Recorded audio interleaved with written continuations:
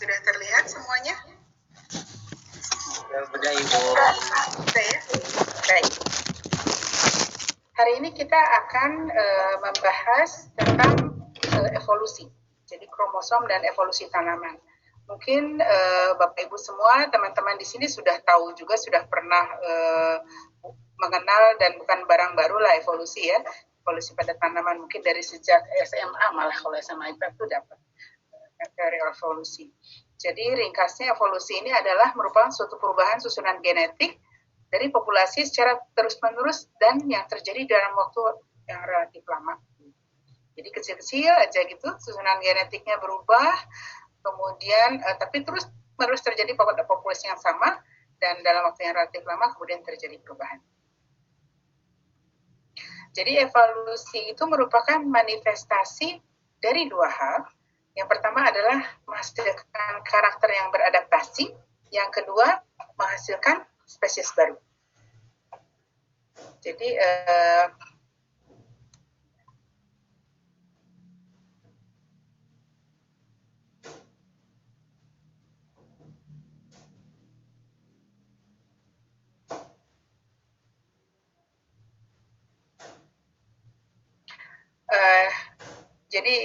menjadi perhatian bahwa evolusi itu secara prinsip dua hal yang harus digarisbawahi. Pertama, karakternya harus menghasilkan karakter yang beradaptasi begitu ya. Saya sih kalau dari SD dulu contohnya selalu diberikan contoh oleh guru IPA-nya itu jerapah gitu ya. Jerapah itu mungkin dulunya pendek-pendek tapi kemudian mereka makan pucuk daun sehingga akhirnya lama-lama pucuk-pucuk daunnya habis yang di bawah, tinggal yang di bagian tengah. Jadi yang di bawah yang lehernya pendek mati, tinggal leher yang sedang gitu. Lama-lama habis pucuk yang di tengah, sehingga pucuk-pucuk tanaman yang di atas. Sehingga yang survive adalah jerapah yang lehernya jenjang, yang lehernya tinggi gitu ya. Padahal mungkin bukan begitu juga ya. Kan tanaman banyak ya, semua di segala lapisan ada. Tapi itu tuh contoh ini ya, contoh untuk anak kecil. Untuk kita mudah mengingat bagaimana adaptasi itu diterapkan di alam. Dan yang kedua adalah menghasilkan spesies baru. Jadi memang evolusi ini ujung-ujungnya adalah menghasilkan suatu spesies baru yang memang berbeda dari spesies yang lama. Ya, ada keragaman timbul di sini. Nah, ada beberapa saintis begitu yang menggambarkan evolusi ini dengan teorinya masing-masing, tidak ada yang salah. Suatu ketika Anda juga sebagai mungkin nanti akan menjadi seorang peneliti yang handal begitu, mempelajari lagi lebih jauh tentang evolusi lalu membuat teori juga nggak apa-apa ya, itu diterima dalam keilmuan, tidak ada yang salah selama itu bisa diterima akal sehat. Jadi menurut Roy tahun 2000 lumayan baru nih ya, evolusi adalah perubahan frekuensi gen atau genotipe dan proses peningkatan frekuensi satu sifat dan penurunan sifat yang lain. Jadi perubahan yang terjadinya itu adalah perubahan frekuensinya, frekuensi gen atau genotipenya itu. Jadi ada satu sifat yang meningkat, ada satu sifat yang menurun. Jadi perubahan balancing begitu ya. Dan perubahan tersebut dapat berhubungan dengan perubahan jumlah kromosom atau level ploidinya. Ya, di sini jadi Roy ini menekankan jumlah kromosomnya atau level ploidingnya. Ya, kalau kita minggu lalu mengaitkan ini jumlah kromosom dengan level ploidi seperti trisomi, euploidi dan aneuploidi ya, seperti kita bicarakan minggu lalu. Ada lagi Darwin. Kalau Darwin kan lebih lama ya, dari sejak sudah sangat lama sekali lah teori Darwin ini, sudah sangat terkenal. Sebagian against, sebagian oke, bisa menerima begitu ya. Tapi di beberapa hal yang digarisbawahi oleh Pak Darwin ini, prinsip dasar teori evolusi pertama bahwa jumlah individu populasi itu cenderung meningkat ketika jumlah lingkungan memungkinkan untuk bertahan hidup. Jadi how to survive gitu ya.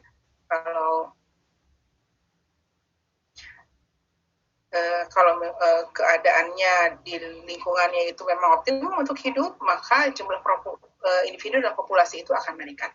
Ya, kalau begitu kondisi optimum, Anda bayangkan kehidupan kalau suka ngelihat wild animal gitu ya di channel-channel TV tentang alam, itu kan mereka betul-betul hidup di padang Sahara, betul-betul hidup di hutan rimba yang memang harus struggle gitu.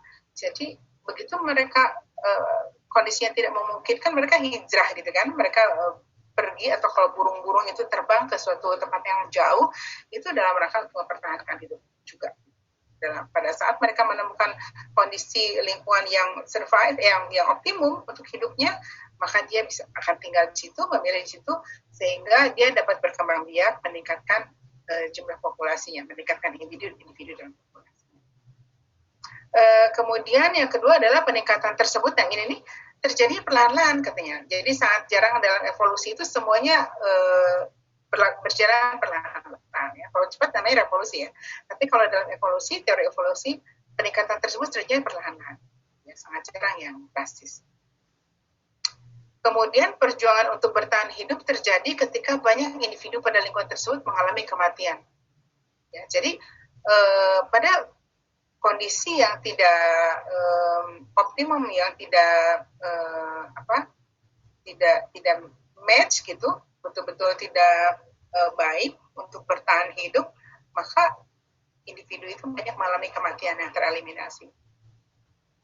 Jadi yang bisa bertahan hanya yang bisa survive aja, ya, kayak kemudian dia yang berkembang biak terus menghasilkan keturunan membesar membanyak, itu adalah hanya mereka yang bisa bertahan. Saya membayangkan ini, ya mungkin ya tidak tahu juga ya. Tapi ini saya cuma berpikir aja, mungkin Tuhan juga sekarang menurunkan pandemi seperti ini gitu ya. Beberapa kali kan sebetulnya dalam sejarah hidup manusia sudah terjadi pandemi. Katakanlah sekarang pandemi COVID gitu. Mereka yang survive saja yang bertahan hidup kan, yang tidak bertahan hidup, yang kurang punya sel-sel imunitas yang memang tahan untuk virus itu, ya tidak bertahan gitu. Ini bukan soal ajal atau ini ya, takdir. Ini kan dilihat dari sisi lain gitu, teori evolusi. Maybe gitu kan. Jadi yang 10-20 tahun lagi yang bertahan hidup, ada yang berkembang biak, adalah mereka yang mempunyai imunitas dalam tubuhnya, sel-sel yang memang tahan terhadap sel virus tersebut. Keragaman dalam spesies atau populasi merupakan peran lingkungan genetik. Nah, jadi akibat perubahan lingkungan ini, ya lingkungan mungkin saja ada suatu masa yang bertahun-tahun panas, gitu. Ada suatu masa yang bertahun-tahun, maksudnya panas yang lama, sehingga how to survive si makhluk hidup itu adalah dengan melakukan perubahan pada susunan genetiknya. Walaupun itu hanya satu gen saja atau beberapa gen dalam satu kromosom saja. Gitu ya. Jadi kan perubahan genetik yang membuat dia menjadi survive terhadap lingkungan panas yang lama, sehingga akhirnya dia bisa saja menghasilkan spesies baru atau subspesies, misalnya varietas baru. Dan itulah ujung-ujung awalnya keragaman tersebut. Ya, jadi akhirnya akibat perubahan pada lingkungan yang mengakibatkan perubahan pada genetik, itulah kemudian asal muasalnya terjadi keragaman. Dan ini bukan masalah sebentar ya, waktunya akan lama, namanya evolusi. Dan proses eliminasi terjadi secara selektif dan ada yang bertahan hidup. Jadi ini tidak serta-merta terjadi pada suatu populasi yang besar sama begitu, tapi selektif. Ada yang bertahan hidup, ada yang tidak. Jadi selektif sekali, hanya yang bertahan hiduplah yang kemudian dia bisa survive. Dan terakhir, jadi kesimpulannya dari evolusi Darwin ini, dasar teori adalah evolusi adalah perubahan genetik secara perlahan-lahan dari suatu spesies. Jadi intinya sih dia berubahnya secara genetik, ya. Kalau tidak genetik ya dia tidak ini. Jadi evolusi itu adalah perubahan genetik, perubahan yang terjadi di level genetik secara perlahan-lahan dari suatu spesies. Intinya keywordnya jadi dua, perubahan genetik dan secara perlahan-lahan. Itu yang mendasari teori evolusi Darwin. Bagaimana menurut Fisher? Beda lagi nih. Kalau kata Fisher, evolusi pada suatu tempat merupakan proses suksesi dari tahapan kecil, micro evolutionary steps, menuju pada perubahan yang besar, macro evolutionary process. Jadi kalau dia menghubungkan antara yang kecil-kecil itu, ya misalnya pada tingkat gen gitu kecil-kecil, kemudian akhirnya dia merubah sesuatu kromosom menjadi besar, akhirnya merubah suatu spesies gitu ya, menjadi makro evolusinya, dari proses menjadi makro. Jadi evolusi itu menurut Visser dapat digolongkan menjadi dua, evolusi mikro evolution, dan evolusi makro atau makro evolution. Ada dua. Ini menurut Visser ya. Jadi boleh saja seorang berpendapat atau membuat definisi. Menurut Fisher, perubahan kecil dalam waktu yang pendek akan menghasilkan perubahan besar dalam waktu yang lama. Ya, keywordnya si Fisher ini. Jadi perubahan kecil dalam waktu pendek, sedikit kecil, pendek, kemudian dalam waktu jangka yang lama ternyata sesudah dia terakumulasi begitu ya, menjadi mekanisme perubahan frekuensi gen dan genotipe adalah hal yang penting dari teori evolusi Neo-Darwin, yaitu teori yang merupakan gabungan antara teori evolusi Darwin dan teori Mendel. Nah, jadi adanya perubahan frekuensi gen dan genotipe itu ya, kan tadi disebutkan kan ada perubahan frekuensi gen gitu dalam genotipe itu. Ini membuat menghubungkan antara teori Darwin kan yang lama itu kan perubahan yang lama gitu dengan teori perwasian Mendel. Ternyata perubahan Darwin yang lama itu disebabkan oleh perubahannya frekuensi gen, dan adanya frekuensi gen itu dihitung-hitungnya kan oleh Mendel kan. Mendel kan adanya jauh sesudah Darwin. Tapi jadi kalau dihubung-hubungkan, oh ternyata evolusi Darwin itu akibat perubahan frekuensi Mendel. Ya, Mendel kan tidak hanya sekedar A besar kali A kecil menjadi 131 A besar kecil gitu aja kan, nggak gitu ya. Kan ada intermediate, ada aditif dan seterusnya. Jadi itu yang disebut dengan teori evolusi Neo-Darwin, digabungkan ya antara evolusi Darwin yang kemudian dihitung oleh teori perwasian Mendel, si perubahan frekuensi gen. Nah, oke. Jadi secara keseluruhan evolusi tanaman itu disebabkan oleh 5 saja proses dasar ya yang dapat dilihat, yaitu pertama mutasi dan perubahan kromosom. Jadi mutasinya nanti disampaikan lagi ada pada slide berikutnya, itu biasanya yang terjadi di level kromosom. Lalu seleksi alam ya, seleksi alam itu ini harusnya nomor 1 seleksi alam dulu. Seleksi alam itu betul-betul terjadi natural di alam yang tidak dalam waktu sebentar ya, terjadi kelihatannya hasilnya itu dalam waktu yang lama tentu saja. Kemudian rekombinasi, nah itu juga bisa terjadi natural di alam ya, rekombinasi itu. Selain yang memang disengaja dilakukan oleh manusia, ada campur tangan manusianya dengan proses hibridisasi. Rekomendasi, oke. Kemudian yang keempat perubahan fiksasi gen. Jadi ada juga yang secara natural dia mengalami perubahan fiksasi gen, selain juga dibuat oleh manusia dengan mutasi buatan bisa, atau sampai menghasilkan halangan untuk perubahan gen. Nah, ini berikutnya adalah dasar sitologi. Ini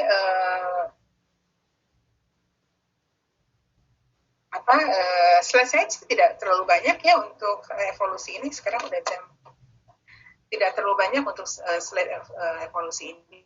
Jadi barangkali apabila ada yang mau bertanya silahkan saja speak out gitu.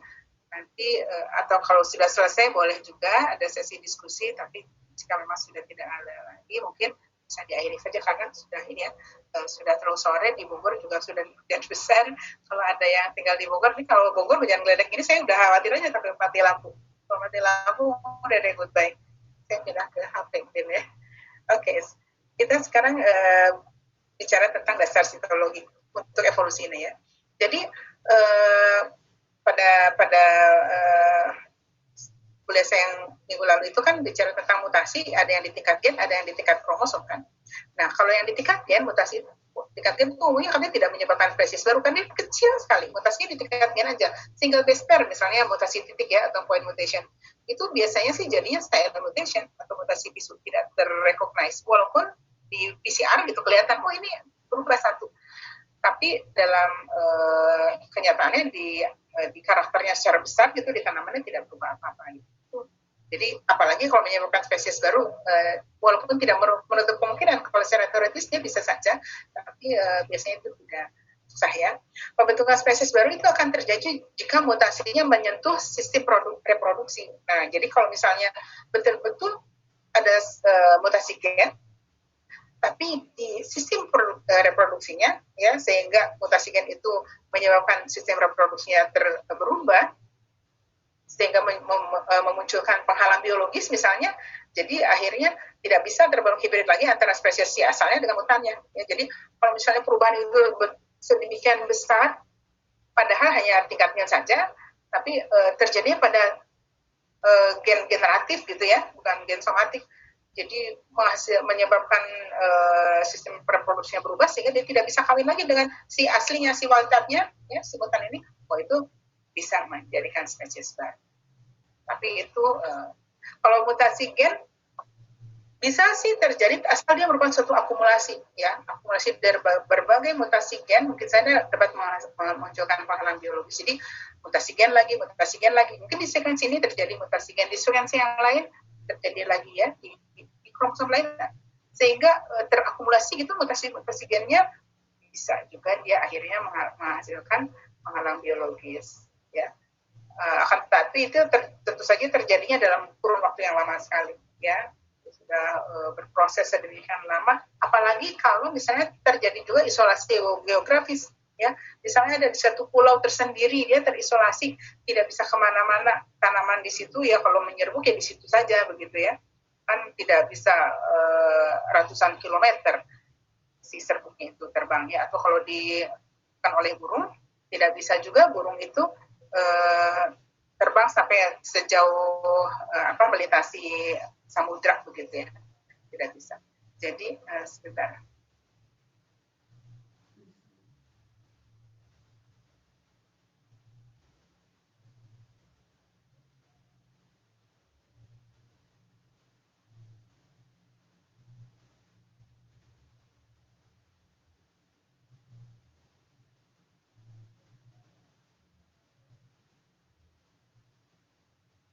Mohon maaf ada trouble, kalau di rumah ngajar begini ada aja.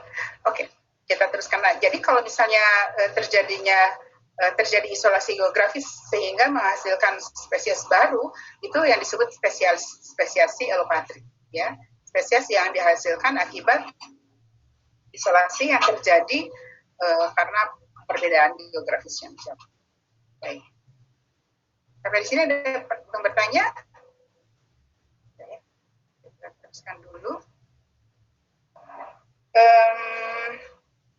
Nah, kalau terjadinya mutasinya di tingkat kromosom, itu yang kemungkinan paling banyak menyebabkan terbentuknya spesies baru. Ya, spesies baru umumnya terjadi akibat mutasi di tingkat kromosom, apakah itu perubahan jumlah atau perubahan struktur. Ya, kemarin kita sudah bahas ya, perubahan struktur dan jumlah pada kromosom itu dapat menyebabkan kegagalan pada meiosis hybrid, kan, kalau misalnya menjadi triploid gitu, yang dua ke sana, yang satu ke sini, yang jadi labil, tidak stabil, sulit sekali meiosis. Ya, jadi sel hibridnya tidak bisa berpasangan lah, whatever ya. Jadi banyak sekali sebab sehingga mereka tidak bisa terpisah secara sempurna, tidak bisa terbagi secara sempurna. Itu yang kemudian menyebabkan bisa mengakibatkan terjadinya spesies baru. Sebagian besar evolusi tanaman disebabkan oleh perubahan jumlah kromosom atau poliploid. Ya, jadi kan perubahan mutasi kromosom itu bisa jumlah, bisa struktur.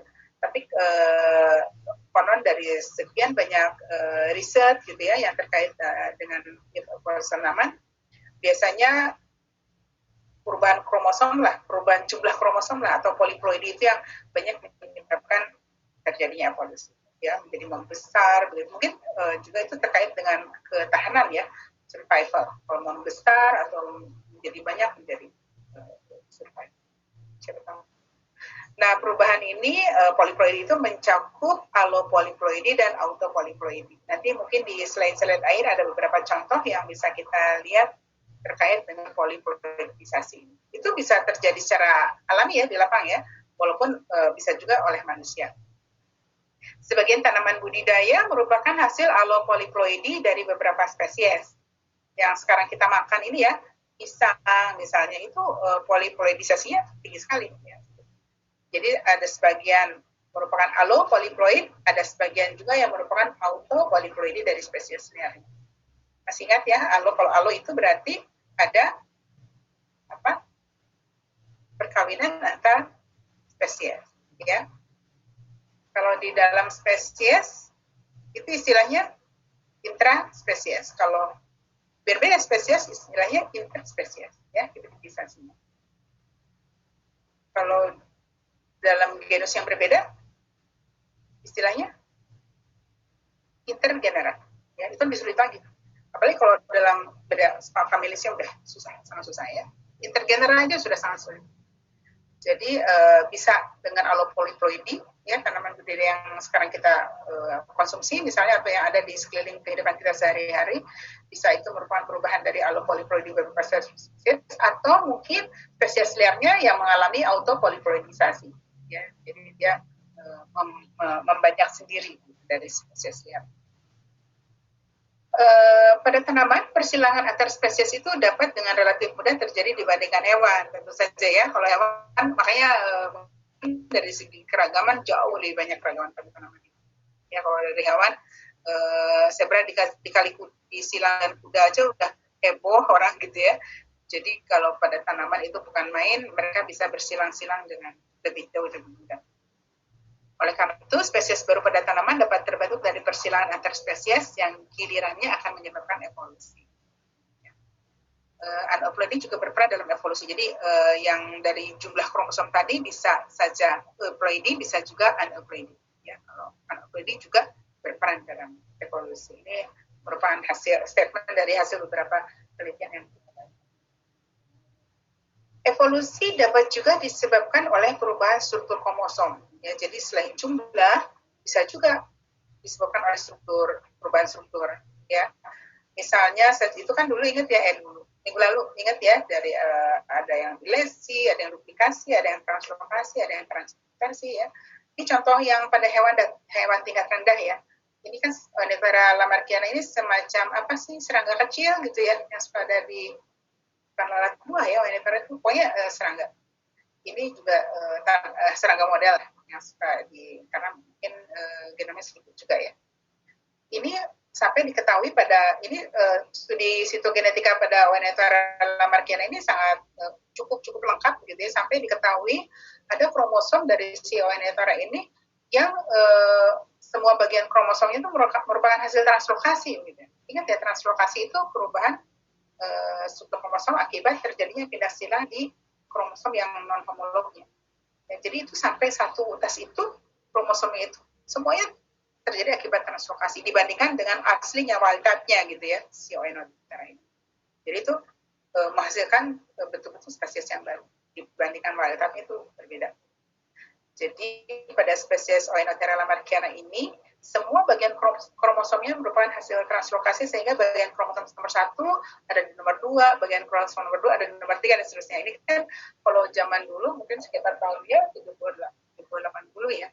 Itu betul-betul proyek genom dari suatu jenis tanaman atau hewan tingkat rendah itu dikerjakan bersama-sama antar banyak universitas gitu. Ya, jadi mereka bikin kesepakatan saja kromosom nomor 1 itu yang gimana, yang bentuknya seperti apa dan seterusnya. Ya, kromosom nomor 2 yang seperti apa. Jadi nanti kalau ada yang menemukan di satu tempat yang lain atau di tempat yang lain, mereka bisa bersepakat. Nah, jadi in prinsip dasar sitogenetika ini secara lengkap sangat-sangat diperlukan untuk mempelajari kromosom dalam hubungannya dengan evolusi tanaman. Ya, kan kalau sitogenetika itu memang betul-betul ngutak-atik kromosom. Jadi kalau ada informasi yang lengkap tentang kromosom dalam suatu tanaman atau hewan, itu merupakan dasar yang sangat diperlukan sekali untuk bisa mengerti evolusi apa yang terjadi pada tanaman tersebut. Nah, teknik analisis genom yang di tingkat kromosom ya, baik secara konvensional maupun molekuler, itu sangat membantu sekali dalam menelusuri asal-usul tanaman. Kalau dulu kan masih tingkat sitologi itu dengan ini ya, dengan isu enzim gitu ya. Kalau sekarang udah dengan biotek yang canggih, dua tingkat gen dengan PCR bisa ada RAPD, RFLP dan seterusnya ya. Tingkat PPN juga ada seperti apa tuh. Ya. Tapi kalau zaman saya bahkan dulu sekali waktu saya SMA ya, tapi saya masih menggunakan juga karyotipe ini. Pada saya S3 itu tahun berapa itu masih kami menggunakan karyotipe terhadap kromosom anyalir. Saya waktu itu ini hasil disertasi saya waktu itu saya studi tentang anyalir Viatus caryophyllus yang dimutasi dengan radiasi gitu. Jadi kalau ininya apa? Ini ini anak saya. Kalau ini adalah aslinya, normalnya, ya, maka ini kalau di radiasi dengan 10 gray dia tidak berubah. Tapi kalau di radiasinya dengan 20 gray, siklon 10-8 ini dia menjadi ternyata monosomi karena dia kehilangan 4, jadi 2N-nya ini euploidy ya, bukan ini aneuploidy, bukan euploidy. Jadi bukan yang mengganda menjadi triploid, tetraploid itu kan euploidy. Tapi kalau aneuploidy ini yang trisomik, monosomik gitu ya. Nah ini 2N itu -1, -1 jadi 26. Asalnya kan berapa nih? 1, 2, 3, 4, 5, 10, 15 ya. Jadi 30. Ini menjadi 26 dikurangi 4. Jadi yang satu di sini -1, -1, dan -1. Jadi ini tetra monosomi, kehilangan 4. Kalau yang ini dengan 30 gray ini dengan 20 gray ya, dengan 30 gray ini menjadi double monosomi 2N -1 jadi 8 yang di sini saja. -1 itu jelas terlihat di ininya ya, di bawah mikroskop itu ada yang sendirian begitu. Jadi ini bayangkan kalau terjadi ini mutasi buatan, ya induced mutation yang diberikan oleh manusia. Tapi kalau di alam kan bisa apapun terjadi halangan-halangan itu sehingga dia mengakibatkan perubahan. Ya, dalam hitungannya tidak setahun 2 tahun, 100 tahun gitu ya, 100 tahun. Kalau nanya siapa yang ngitung, yang nggak ada. Itu mungkin di secara teoretis ada hitungannya gitu ya. Jadi udah lama sekali sehingga akhirnya bisa menghasilkan kalau sudah berubah sama sekali gitu kan, bisa menghasilkan betul-betul perubahan yang mengakibatkan terbentuknya spesies. Nah ini kalau dengan ini ya isu enzim ya, isosim, jadi di tingkat enzim ada apa? Ini kan ladder ya tangganya. Ini kalau nggak salah ini nanti kalian kalau penelitian nggak boleh ada ini ya. Kalau gambar itu harus ada penjelasan ini gambar apa di sini ya, satu itu apa gitu ya. Jadi harus apa self explain istilahnya ya. Satu gambar itu harus self explain tanpa diterangkan pun kita udah ngerti oh ini apa.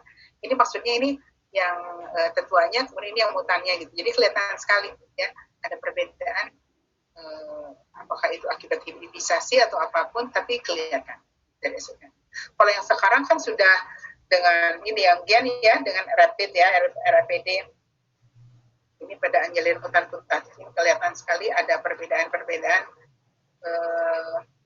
Mungkin ini mungkin ya ininya ya. Saya lupa kemana yang normalnya. Pokoknya terlihat perbedaan di dalam gen. Oke, ini berikutnya, ini udah contoh-contoh, tinggal beberapa slide aja. Ini pada gandum ya. Jadi Anda bayangkan triticum tuh spesies gandum kan banyak ya spesiesnya. Ini triticum. Jadi yang sekarang kita makan, yang dibudidayakan itu diploid, triticum monococcum varietas monococcum. Jadi 2N sampai dengan 2X mana 14 ya. Genomnya A besar, ini yang disebut Einkorn. Ini bahasa Jerman mungkin ya. Ein itu satu, korn itu maize. Oh, Einkorn itu gandum gitu. Einkorn itu gandum. Jadi ini yang sekarang kita makan, kita konsumsi dijadikan tepung terigu dan seterusnya. Tapi itu tadinya spesies liarnya itu diploid Triticum monococcumnya 2N. Ini harusnya 2N1 ya. 2N1-nya 2X sama 14, genomnya A besar. Kemudian ada spesies liar yang diploid lagi, Triticum cercit, ini 2N2, 2X14, tapi genomnya baby, jadi berbeda. Ya, lalu dengan perkawinan persilangan di alam terjadi N1 ini dengan N2 kawin menjadi AB. Ya, lalu di alam itu tidak mungkin terjadi penggandaan kromosom autoploid gitu. menjadi spesies liar, tetap spesies liar, tapi jadi tetrapoid. Si spesies liar ini diketahui bernama Triticum turgidum. Jadi Triticum turgidum ini 2 ini bukan 2X lagi, tapi 4X sama dengan 28, ya, bukan 14. Jadi makhluk AABB. Nah, ini kemudian banyak didomestikasi, mungkin 10.000 tahun gitu ya, didomestikasi. Jangan tanya saya kenapa, dari mana ini hitungnya 10.000 tahun ya. Mungkin juga secara teoritis ada hitungannya ya. Nah, akhirnya ini menjadi tetraploid yang terbudidaya, si Triticum turgidum varietas Dicocum ini ya. Jadi 2N, kita sebut saja 2N3 gitu ya. Ini kan 2N-nya 2X sama dengan 28. 4X, sorry, ini 2N3 ini 4X sama dengan 28. Ini genomnya ABB, disebutnya Emmer. Ini kemudian disilangkan dengan diploid liar Triticum, Taushi ya, Taushi, dia katakanlah 2N4 gitu, 2X sama dengan 14, genomnya DD, jadi genomnya berbeda lagi ya. Nah, ini kemudian terjadi juga persilangan sehingga mereka bersilang menjadi ABD ya.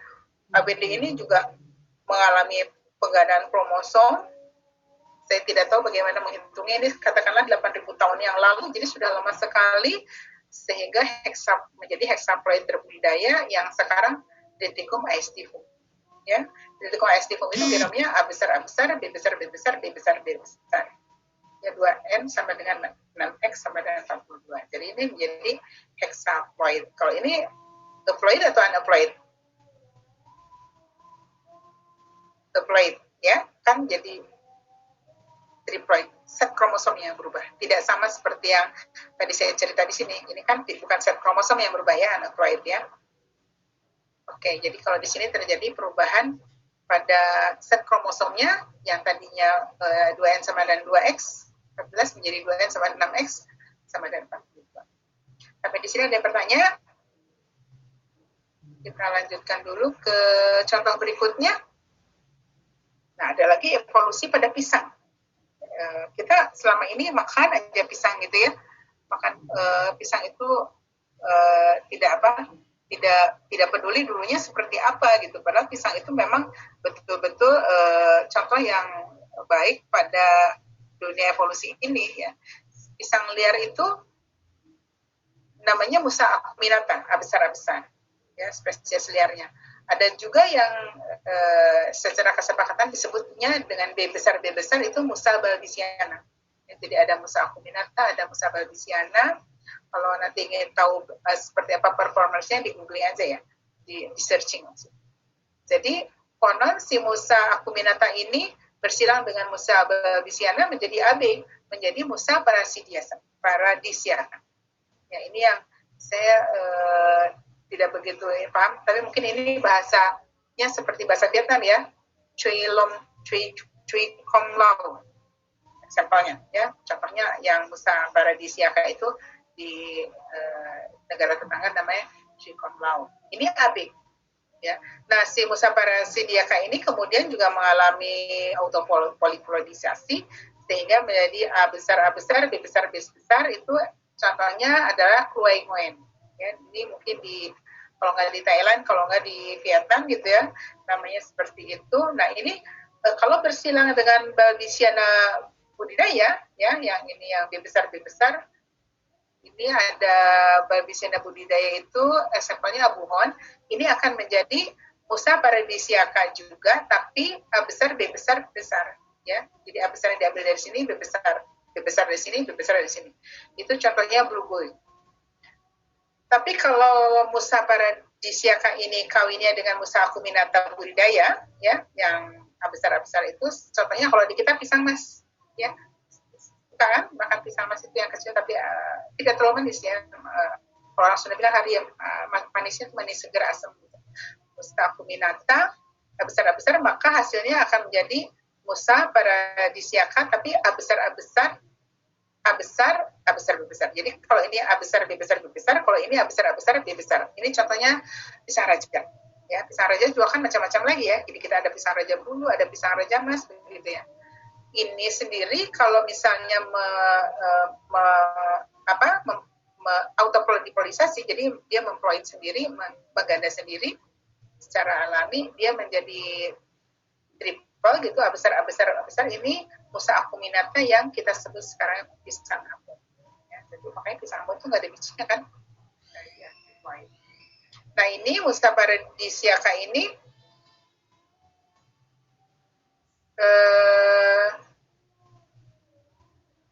ada juga yang kemudian dia berubah dari A besar menjadi A besar B kecil B A besar B besar B besar B besar.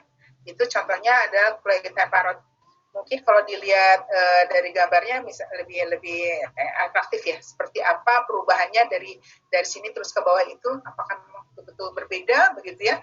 Mungkin kan pisang itu juga ada yang banana, ada yang plantain. Ya, tahu ya bedanya banana dan plantain? Kalau banana itu apa bedanya banana dan plantain? Kalau di bahasa Indonesia kan sama aja pisang. Tapi kalau banana itu adalah pisang yang dimakan secara fresh, ya jadi namanya buah meja ya. Tapi kalau yang plantain itu yang dimakan harus diolah dulu, seperti pisang kepok, pisang tanduk, begitu ya, yang di Indonesia. Kalau dimakan langsung bisa sih, cuma sakit perut aja sih gitu ya. Kemudian ada juga Musa barbisiana yang B besar. Jadi ini cerita tentang pisang, evolusi pada pisang. Dan ini terjadinya tidak 1-2 tahun, 10-20 tahun ya. Terjadinya akan puluhan bahkan ratusan tahun. Tadi aja ribuan ya. Nah ini silakan. Bu, jadi tanya kan tadi ngomonginnya tentang evolusi ya. Terus ada penggandaan kromosom. Nah, kalau yang kita belajar itu kan kalau penggandaan itu kalau secara buatan itu pakai olkisin, terus radiasi. Nah, sebenarnya kalau secara evolusi itu gimana saya pengen tahu gimana ceritanya set kromosom itu bisa mengganda gitu, Bu, di tanaman itu. Okay. Yang asalnya AB kemudian jadi AABB. Oke. Jadi katakanlah colchicine gitu ya. Colchicine itu kan juga adanya di alam. Sebelum ketemu manusia dia sudah ada. Perizailin juga itu dibuat dari alam gitu, dari suatu tanaman yang kemudian kita baru tahu kemudian. Mungkin juga sekarang pada saat ini ada juga jenis tanaman-tanaman tertentu yang bisa mempunyai kemampuan seperti colchicine yang kita belum tahu gitu ya. Jadi bisa saja itu berpengaruh. Tapi prinsipnya yang terjadi pada colchicine, kenapa dia bisa mempengaruhi, dia bisa membuat doubling seperti itu sehingga jadi pleidinya menjadi tinggi adalah dia merusak atau mengganggu si kromosom pada saat terjadinya meiosis ya, yang metafase pada saat dia ke kutub-kutubnya itu berpisah ke utara dan ke selatan gitu. Nah saat itu dia mengganggu itu keseimbangan itu sehingga harusnya 2 ke sana 2 ke sini menjadi 3 ke sana 1 ke sini gitu ya. Kalau misalnya ada 8, 4 ke sana 4 ke sini, ini jadi 6 ke sana 4 ke sini dan seterusnya. Sehingga terjadi kromosom yang doubling di satu sel gitu kan, itu berpisah menjadi 2 sel sehingga di satu sel ini menjadi doubling, itu survive ya. Kemudian dia menjadi mengganda lagi, menjadi memperbanyak menjadi sel-sel yang isi kromosom itu mengganda. Itu sih teoritisnya si colchicine kerjanya seperti itu. Jadi sebetulnya gangguan pada saat meiosis itu bisa terjadi karena banyak hal. Dan secara di alam kita tidak tahu sih di alam itu apa saja yang bisa merusak. Mungkin saja ada perusahaan secara fisik. Kalau ini kan, kalau radiasi kan fisik, secara fisik kita hantam dia dengan energi kinetik, dengan tenaga kinetik. Mungkin saja ada halangan secara fisik juga akibat angin puyuh atau whatsoever lah ya, kita tidak tahu. Tapi atau secara kimia yang tadi seperti itu, ada zat kimia yang terjadi di alam akibat apapun, akibat serangan hama mungkin atau virus dan seterusnya, sehingga dia bisa menjadi pengganggu pada saat meiosis itu terjadi. Yang bisa saya sampaikan sih. Tapi hexameter effect gitu di lapang itu terjadi memang autopolimorfikasi. Berarti sampai teori evolusi ini pun belum diketahui dengan pasti ya Bu. Misal di pisang dan di gandum itu secara tepat itu sebenarnya yang menyebabkan penggandaan itu apakah radiasi, apakah punya zat sendiri, atau apakah punya gen, itu berarti belum ada penelitian lebih lanjut begitu ya Bu ya? Betul, betul. Jadi evolusi ini adalah teori yang dipelajari akibat hasil. Sudah hasilnya ada, baru kita pelajari, oh ini ternyata dulunya kemungkinan ada seperti itu. Jadi kenapa ini terjadi, itu ABB itu kan semacam apa, kesepakatan aja. Ya, kesepakatan, oh yang gennya kromosom melengkung seperti ini namanya A, kita namakan A, yang B adalah yang paling panjang dan seterusnya. Itu kesepakatan. Jadi bahwa itu kemudian menjadi ABB merupakan hasil yang diteliti sekarang, merupakan ya hasil-hasil yang diteliti sekarang akibat dari akibat yang sudah terjadi begitu. Bahwa ini prosesnya seperti apa itu tidak. Apalagi kalau misalnya ini menggadang jadi triple sendiri ya, itu tidak tahu prosesnya seperti apa, tapi hasilnya ada. Gitu. Ambon itu ternyata sudah dilihat triple. Terima kasih Bu Is. Memang ini ya membuat kita curious ya. Iya. Pertanyaannya. Barangkali ada yang lain yang masih mau bertanya. Soalnya ini juga tinggal satu lagi nih slide saya. Itu pada kapas sama sih ya, secara prinsip sama dengan yang tadi ya, ini juga pada kapas. Jadi ada beberapa saja yang bisa bagus gitu dibuat untuk contoh. Ini bahkan pada kapas saking berbedanya gitu, disebutnya ada spesies dunia lama, kemudian ada spesies dunia baru gitu. Walaupun sama-sama diploid ya, ini juga seraktat aja. Sama-sama 2N sama 2X sama 26, tapi si kromosom itu beda banget gitu. Beda sekali. Jadi makanya disebut disepakati ini gennya A besar A besar, ini gennya D besar D besar gitu ya. Nah ini kemudian jika disilang diasumsikan terjadi persilangan sehingga menjadi A besar D besar karena ininya ada begitu ya, dan ininya ada kemudian ini mengalami penggandaan kromosom. Ini juga masih spesies dunia baru sih, tapi yang sekarang banyak gitu ya adalah 2N sama dengan 4X sama dengan 52 yang gennya mendapatkan ini AA D. Itu salah satu contoh juga pada kapas. Mungkin ini ada masih satu lagi pada padi ya. Padi juga ini perjalanan yang lama ya, perjalanan yang sangat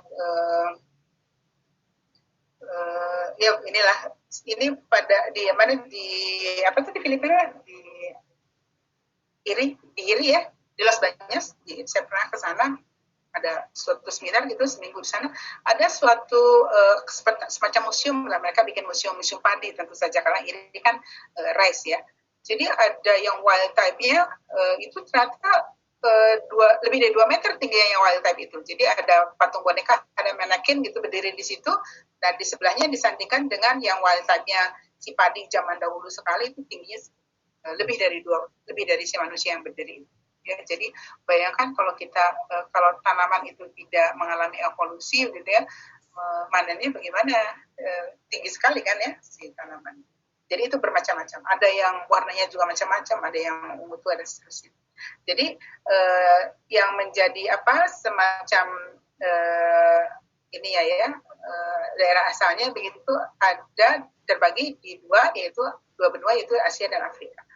Yang di Asia itu Oryza rufipogon itu besar ini ditangani sebagai spesies liarnya yang katanya perennial, jadi tahunan ya, mungkin itu yang tinggi tadi juga yang saya ceritakan mungkin perennial, jadi dia terus menerus gitu tahunan.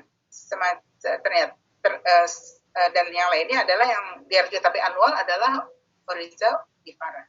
Jadi sama-sama besar. Nah ini dari sinilah asal muasalnya kemudian menjadi Oryza sativa yang kita makan sekarang.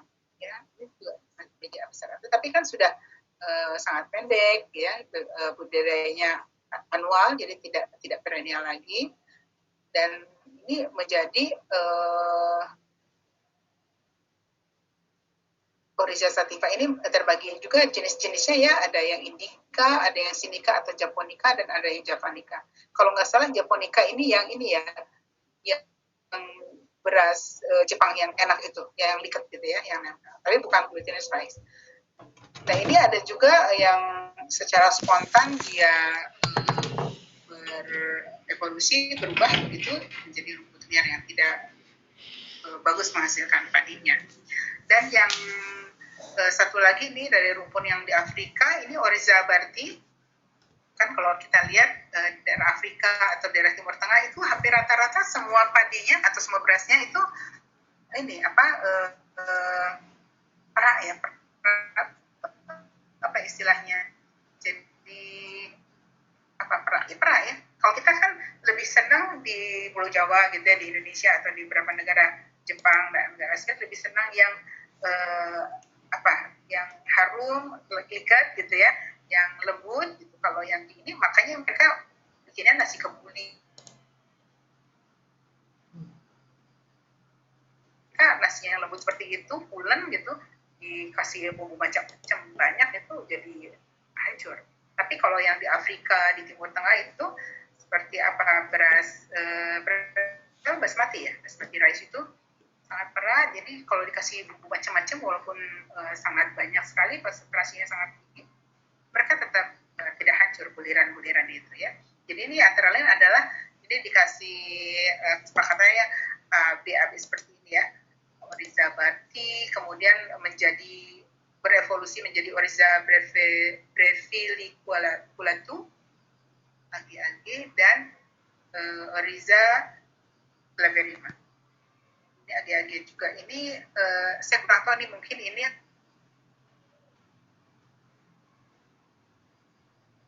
prosesnya berubah menjadi ini. Ada juga Oryza saponin. Nah, jadi bisa kita lihat nih ada dua landrace ya. Yang satu yang ditengarai berasal dari daerah Afrika Timur Tengah sana, yang kemudian yang di Asia. Ini juga gaya hidup, budaya juga mempengaruhi kemana kemudian seleksi itu terjadi. Ya, kalau di Asia orang-orang lebih suka nasi yang pulen, maka beras-beras yang varietas yang pulen itulah ya, yang yasmin lah gitu kan, kita itu yang kemudian survive dan ada. Sedangkan yang di Afrika atau Timur Tengah itu yang varietas yang perang. Tapi jadi akhirnya kalau kita beli yang basmati mahal sekali ya, 250.000 gitu satu B-nya. Tapi memang itu disukai di sana. Jadi itu kurang lebih evolusi, contoh-contoh pada evolusi pada tanaman, beberapa mungkin masih banyak. Nah ini satu keterangan lagi, jika terjadi perpasangan secara normal pada M1 yaitu 12 berarti individu tersebut mempunyai kesamaan genom. Jika tidak terjadi perpasangan pada dua individu berarti genom yang berbeda. Oke. Jadi yang tadi itu ya, kalau mungkin secara natural di alam perpasangan itu akan terjadi kalau mereka mempunyai kesamaan genom. Karena kan tidak ada campur tangan manusia yang mengatur itu ya. Jadi mereka kalau misalnya udah sama genomnya, mereka berpasangan. Kalau tidak ya tidak terjadi. Tidak terjadi perpasangan separuh jumlah kromosom. Jika terjadi perpasangan separuh jumlah kromosom, maka dua individu tersebut adalah sebagian genom yang sama. Kalau sebagian saja genom yang sama, oke, berarti perpasangannya separuhnya.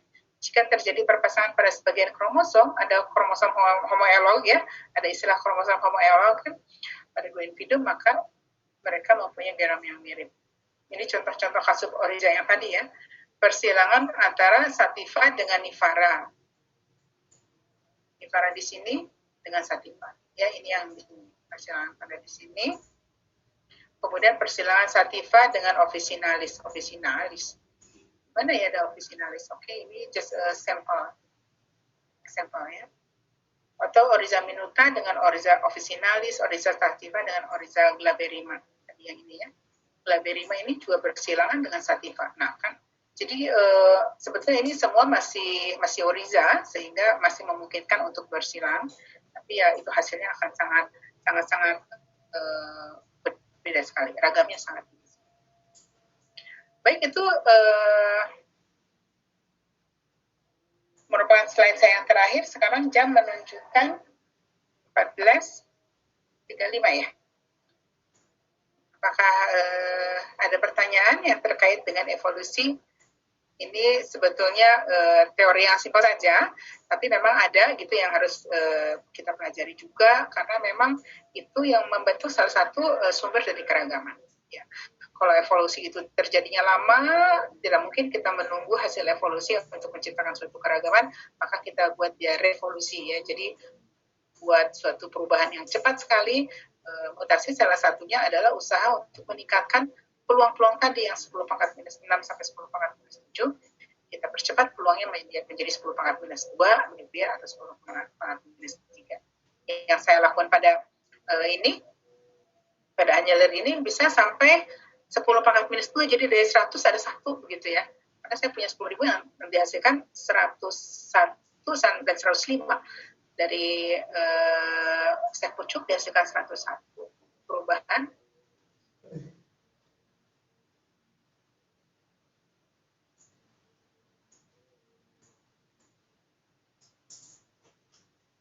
Belum terjadi, makasih.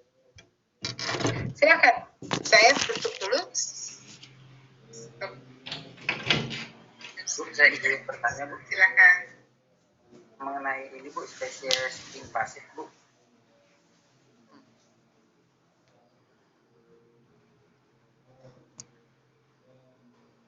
Keburu punah, Bu, kemungkinannya.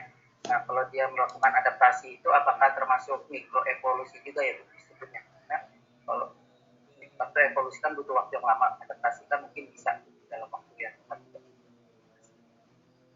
Pertanyaannya jadi gimana? Nah, untuk adaptasi spesies yang terinvasif itu apakah bisa disebut mikroevolusi juga ya? Ya, pokoknya itu yang Citizen tadi ya. Jadi dia sih menggolongkannya yang mikro itu berdasarkan levelnya dia terjadi. Kalau misalnya terjadinya hanya pada gen gitu, tingkatnya kan ada mutasi terjadi gen dan mutasi gen. Kalau benar-benar di tingkat gen aja tapi akumulatif gitu ya, gen A pada kromosom nomor 1, gen B pada kromosom nomor 2 dan seterusnya, akhirnya bisa saja menjadi terjadi seperti pada wanita tadi gitu ya, itu bisa menghasilkan mutasi yang besar, evolusi akibat yang kecil-kecil. Mungkin itu juga bisa termasuk. Atau Mas Barisa bisa bikin definisi baru, boleh. Ya, Bu, terima kasih, Bu. Baik, masih ada pertanyaan kah? Bu. Ya, silakan. Ini terkait yang suaranya bisa lebih diperkeras? Ya, Bu. Udah, Bu. Ya, yang terkait annular itu, Bu, barusan yang itu kan kehilangan kromosomnya, Bu ya. Nah, itu sebenarnya kromosomnya memang hancur atau bagaimana, Bu, secara mekanisme mutasinya itu, Bu? Kalau yang saya lakukan kan memang radiasi. Radiasi itu kan memang tenaga kinetik ya. Dia menumpuk kromosom secara kinetik. Jadi bisa saja itu memang rusak, kromosomnya rusak. Tapi memang pada karakter secara morfologinya, visualisasinya itu berubah warna. Yang saya dapatkan itu ada beberapa warna, ada sih di slide yang lain. Misalnya tadinya dari warna merah begitu, itu perginya ke jingga, oranye kan, jingga. Kemudian ada yang dari broken white, itu perubahannya jadi ke peach. Jadi memang berubah sekali gitu. Tapi yang saya ambil itu kan hanya contoh saja karena masalah teknis tidak bisa semuanya dilihat ya, dilihat kromosom. Jadi salah satu saja saya ambil, ternyata itu ada yang mungkin juga, jadi itu hanya asumsi saja, mungkin kerusakan pada tingkat kromosom itu, entah yang mananya, itu bisa menyebabkan perubahan warna. Mungkin itu, tapi itu kan hanya satu yang bukti saintifik yang kita butuhkan saja. Pada selanjutnya kalau kita mungkin kita studi lagi untuk studi selanjutnya, mungkin si kromosom itu akan membuat survival sendiri juga gitu ya, sehingga bisa istilahnya recovery gitu. Recovery. Saja nanti yang saya studikan itu tidak survive, bisa jadi sehingga dia tereliminasi, yang kuatnya adalah yang wild type-nya. Jadi kembalikan normal, itu yang kemudian nanti disebutnya mutasi balik. Kalau misalnya mutasinya maju atau forward mutation, yang seperti itunya yang kemudian bertumbuh. Ya, kalau menjadi banyak gitu sel-sel mutan yang seperti tadi, itu bisa menjadi forward mutation dan menghasilkan warna-warna baru, bukan warna baru, menghasilkan karakter-karakter baru pada tanaman. Kalau uji lanjut maksudnya Bu, ini yang contohnya berhasil survive ya, itu secara reproduksinya, secara seksual terjadi atau memang hanya aseksual aja? Kalau saya yang kemarin itu memang di kultur jaringan, jadi secara aseksual saya vegetatif aja gitu, subkultur aja, jadi tidak bicara lagi dengan biji karena kan susah membijikannya. Makanya enaknya mutation breeding itu apabila kita sudah dapat ini sebelum mulai kita harus tahu dulu cara perbanyakannya secara kultur jaringan gitu ya. In case kita dapat suatu sifat yang aneh atau yang kita inginkan lah begitu, kita nggak usah lagi berbicara dengan pusing dengan Mendelian Law, karena kan kalau dengan biji, wah kita segregasi lagi kan, dianya akan bersegregasi balik lagi. Tapi kalau kita sudah tahu memperbanyaknya secara vegetatif, apalagi dari kultur jaringan, udah yang satu itu dapat nih warnanya peach gitu, warna baru, oke, kita tinggal perbanyak saja. Jadi dia tidak meiosis lagi, tinggal mitosis saja. Perubahan. Teoritis bisa. Ya, baik Bu. Terima kasih Bu. Ya. Masih ada lagi yang mau ditanyakan?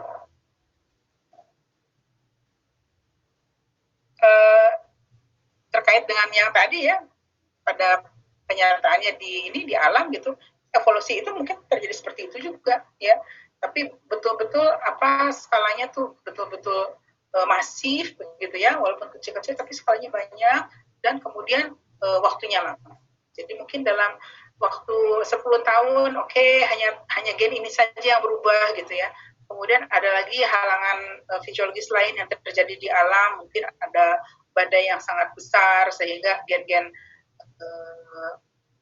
tahan dingin mungkin yang survive dan seterusnya ya. Jadi nanti nambah lagi 10 tahun kemudian ada gen lagi yang baru yang kemudian tercipta dan seterusnya.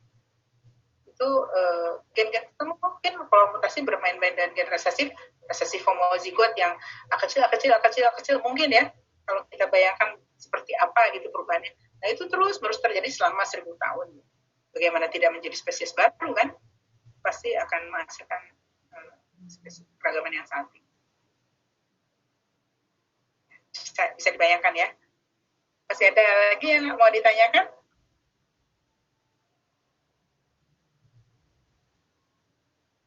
Baik, kalau misalnya tidak ada lagi yang mau ditanyakan, saya masih ada di WA Group sampai UAS nanti. Iya kan, UAS ya nanti. Mungkin nanti ada yang lagi yang terpikirkan, belum terpikirkan sekarang, baru terpikirkan, boleh saja ditanyakan di WA Group. Di saya atau person lain juga bisa bantu menjawab ya. Ini masih 16.42 di ponsel saya. Jadi kita masih punya 18 menit lagi sebetulnya. Ya. Jika tidak keberatan, karena saya pikir teman-teman di Indonesia Timur sudah lebih larut lagi ya, sudah menjelang maghrib. Mungkin jika tidak keberatan, saya akhiri kuliah sore ini sampai di sini. Nanti jika ada yang mau didiskusikan lanjutan, silahkan ditanyakan di WA ya. Baik, terima kasih untuk waktunya sore ini. Saya mohon maaf jadi atas perubahan waktu ini ya, mungkin mengganggu, bagaimanapun sedikit banyak mengganggu hari Sabtunya nih teman-teman semua di sini. Wabillahi taufiq wal hidayah. Assalamualaikum warahmatullahi wabarakatuh dan selamat sore. Terima kasih. Ibu sehat semua ya. Terima kasih Ibu.